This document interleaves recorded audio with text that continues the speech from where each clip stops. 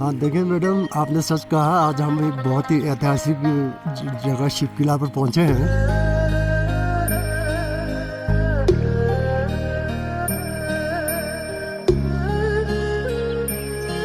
नमस्कार, झूले ताशी तिलक 88.4 FM voice of Kinnaur से मैं हूँ आरजे रक्षा और आज हम हैं शिव किला पास पर। यस, ये एक ऐसा हिस्सा है हमारे देश का जहाँ आने के लिए युवा बेहद उत्साहित रहते हैं और हमारे देश के जवान दिन रात तैनात रहते हैं हमारे देश की सुरक्षा के लिए और इस जगह को प्रिजर्व रखने के लिए कि यहाँ की ब्यूटी कम ना हो और यहाँ पर किसी बात की दिक्कत ना आए। तो मैं आपका स्वागत करती हूँ शिव किला से 88.4 FM वॉइस ऑफ किन्नौर की तरफ से। और आज का स्पेशल पॉडकास्ट हम आपके लिए लेकर आए हैं। हमारे साथ है श्री बलदेव सिंह जी, नामग्या प्रधान। नामग्या एक ऐसा गांव है जो पहला पड़ता है तिब्बत से। अगर हम देखें तो वो पहला गांव है हमारे देश का। उनके प्रधान जी हमारे साथ है। बहुत बहुत स्वागत है सर आपका वॉइस ऑफ किन्नौर से। धन्यवाद जी। सर, आज से सबसे पहले तो जानना चाहूंगी आपके बारे में और आपके गाँव के बारे में, क्योंकि इतने हाई ऑल्टीट्यूड पर हम हैं। 13,200 फीट पर तो फिलहाल अभी हम बैठे हैं। नामग्या गाँव भी है, तो क्या चैलेंजेस होते हैं ऐसे गाँव में और जितने भी लोग उन सबके बारे में हम जानना चाहते हैं। हाँ देखिए मैडम, आपने सच कहा। आज हम एक बहुत ही ऐतिहासिक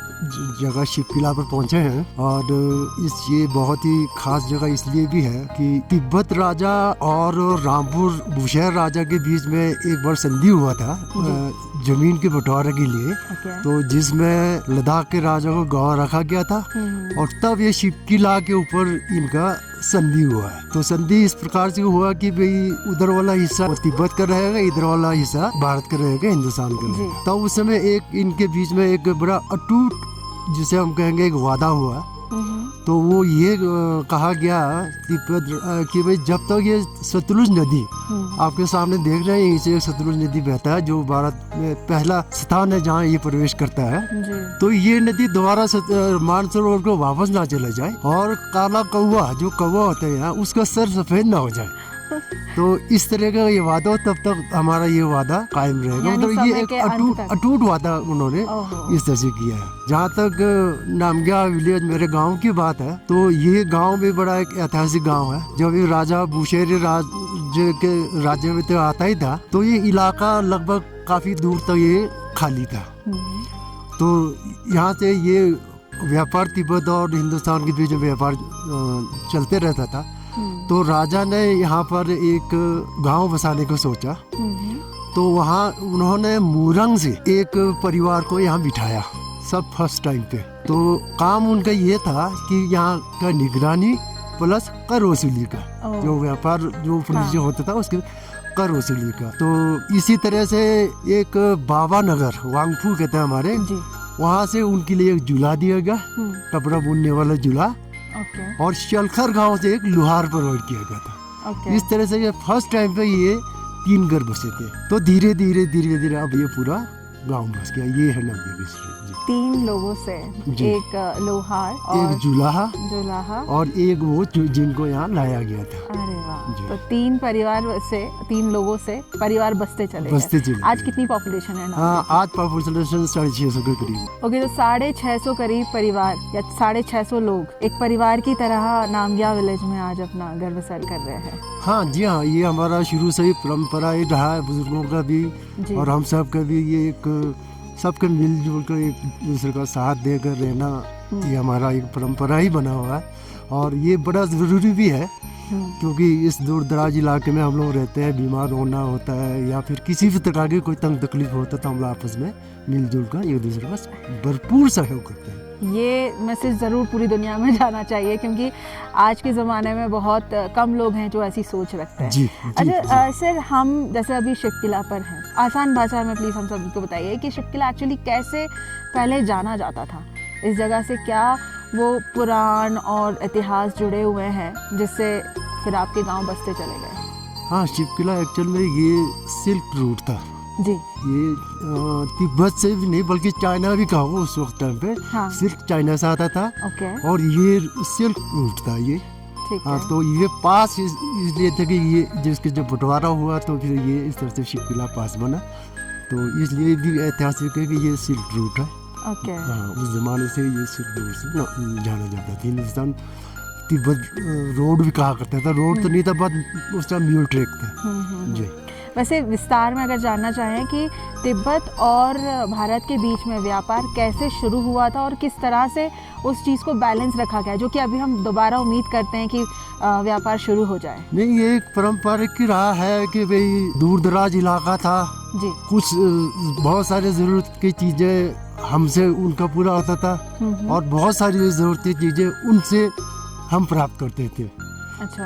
तो और दूसरा एक व्यवसाय भी था हाँ। कि एक दूसरे का व्यापार करने का। हाँ। हम उधर जाते थे, वो इधर आते थे, और विशेष करके यहाँ से जिला किन्नौर बल्कि लगभग रामपुर के आसपास तक का हाँ। जो नमक होता था वो तिब्बत से ही आया करता था। अच्छा। जी जी जी। ओके, जैसा आपने बताया कर्क वसूली होती थी, जैसे टैक्स। जी जी। टैक्स बोलते हैं, उसका वर्जन क्या होता था, मतलब किस रूप में टैक्स कलेक्ट किया जाता था और उसका एक स्पॉट क्या था?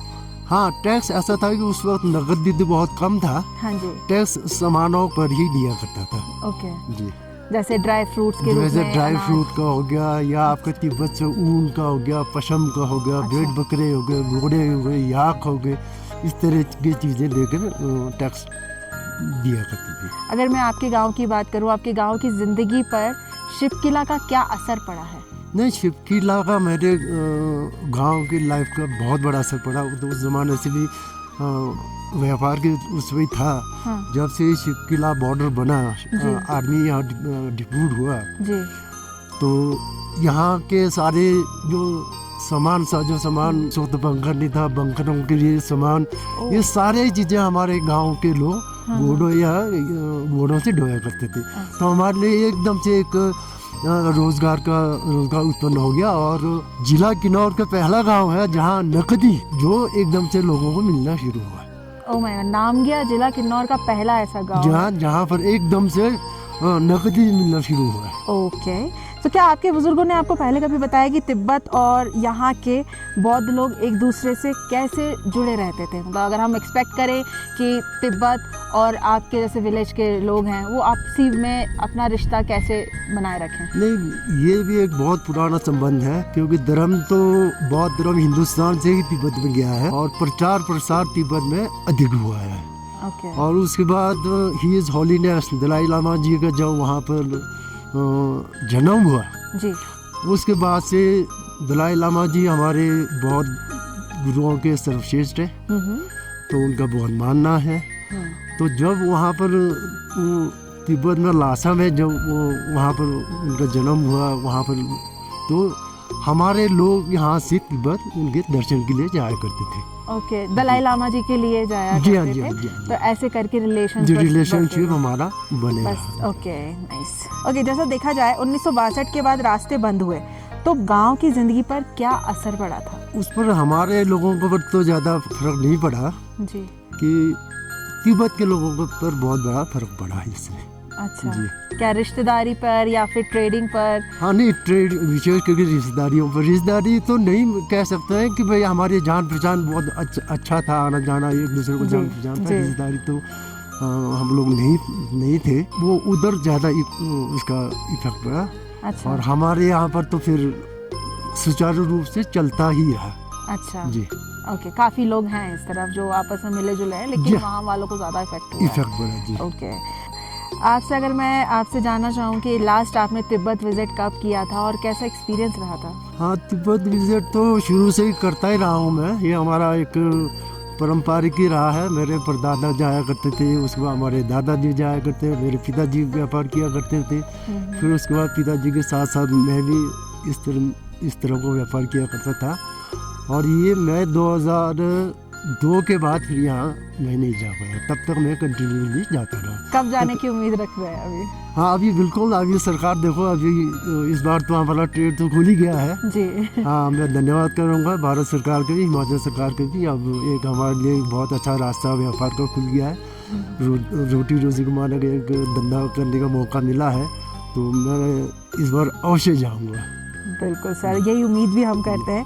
अंत में आप देश के लोगों को शिवकिला, नामगिया और यहाँ के बौद्ध धर्म, बौद्ध संस्कृति के बारे में क्या कहना चाहिए? देखिए, मैं देश के लोगों को तो यही कहूँगा कि जब से देश आज़ाद हुआ है, जब से ये शिव किला बॉर्डर बना है, जी यहाँ कोई भी सिविलियन अलाउड नहीं था। जी अभी पिछले साल ही से ये ओपन हुआ है, जी तो पूरे देश वासियों को मैं ये कहना चाहूँगा, आइए इस खूबसूरत जगह को निहारिए और आपको यहाँ के बौद्ध धर्म और यहाँ के कल्चर और यहाँ के ऊंचे ऊंचे खूबसूरत पहाड़ और तिब्बत का नज़ारा आप देखें और अपनी जीवन में इसका सुख पाने का अनुभव प्राप्त करें। इसके कुछ फैक्ट्स मैं ऐड कर देती हूँ। जैसा सर ने सबको इनवाइट किया है, पूरी कंट्री को, यूथ को, इवन जो फैमिलीज़ हैं जिन्होंने अभी तक ये ब्यूटी नहीं देखी है, वो यहाँ आकर एक्सपीरियंस कर सकते हैं। हिमाचल का हाईएस्ट पीक माउंट रियो परग्याल आपको यहाँ मिलेगा, आपको सामने से तिब्बत देखने को मिलेगा, इंदिरा पॉइंट यहाँ पर है। ये सारी चीज़ें आपको बेसिक और बहुत यूनिक विटनेस करने को मिलेगी। तो जो भी अभी अपने टूरिज्म में ये बकेट लिस्ट में प्लान कर रहे हैं हिमाचल के टूर में, तो शिव किला पास को ज़रूर ऐड कर लें। Thank you so much sir, आज आपने हमसे बात करी, बहुत सारे एक्सपीरियंसेस आपने शेयर करे। मुझे भी यही बताया गया है कि जो लोग शांति ढूंढते हैं इधर उधर जाते हैं, लेकिन कहीं जाने की ज़रूरत नहीं है, शांति यही है, बिल्कुल, है ना। थैंक यू सो मच, आपसे बात करके बहुत अच्छा लगा। Thank you so much sir.